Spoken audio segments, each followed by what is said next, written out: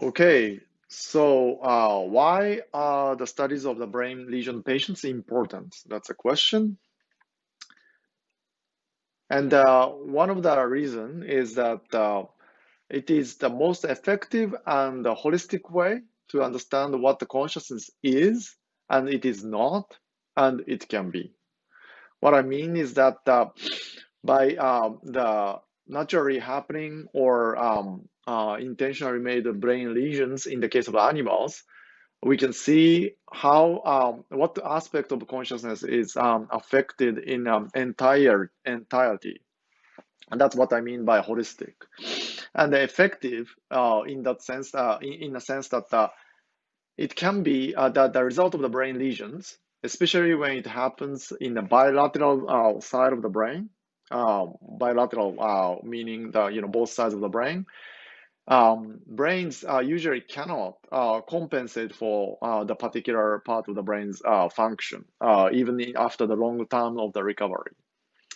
And because of that, we can infer the particular functions that some lesioned brains, bilaterally lesioned brain lesions, are uh, contributing to the usual conscious experience. And that's the reason why I say most effective or causal or directly related or directly correlational. Okay. And then it is not because, as you might see in this lecture, many of the brain lesions are actually not affecting conscious experience. In a sense, the more you know how little it can be affected, it changes the entire sort of idea on what consciousness is, what the brain and consciousness relationship is, and so on. And that's something that theory of brain and consciousness has to explain.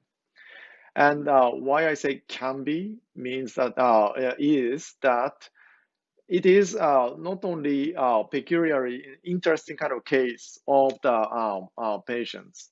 I mean, many of these brain lesion patients are quite rare.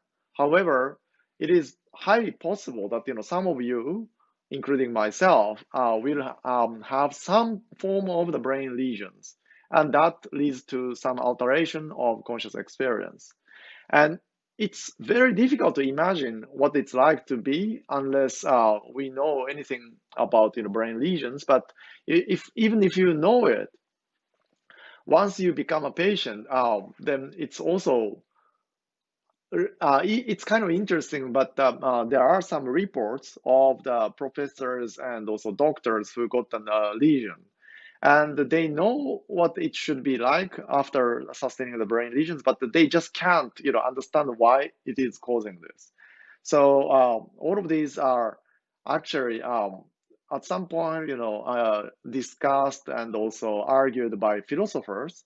But all this naturally happening experimentation actually is much more powerful way to understand what the consciousness can be after certain types of the brain lesions. And that's very important for you to understand. And secondly, the data from the brain lesion patients provide a strong constraints on ideas and theories of consciousness.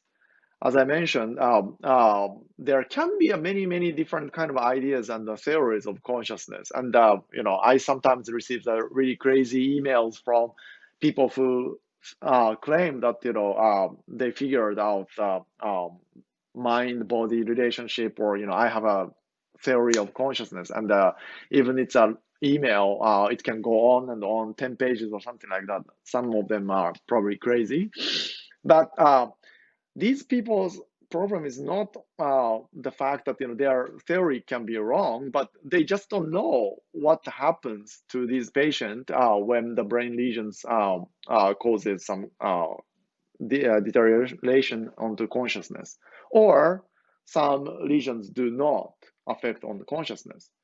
And knowing all these data from brain region patients are strong constraints on any kind of ideas, philosophical or psychological or theories of consciousness. They have to all explain all these things. Okay, so by knowing these, brain lesion patients' data, you can exclude many of the hand-wavy philosophical ideas, as well as refine. You can define mind-body problem into more specific term of the consciousness to brain problem. Okay. So further on, brain lesions also gives us clues about the necessity of a particular brain areas for phenomenology. As I mentioned, uh, especially when the brain lesions damage happens on the bilateral side of the brain, then the functions can be completely lost and it doesn't recover over the time.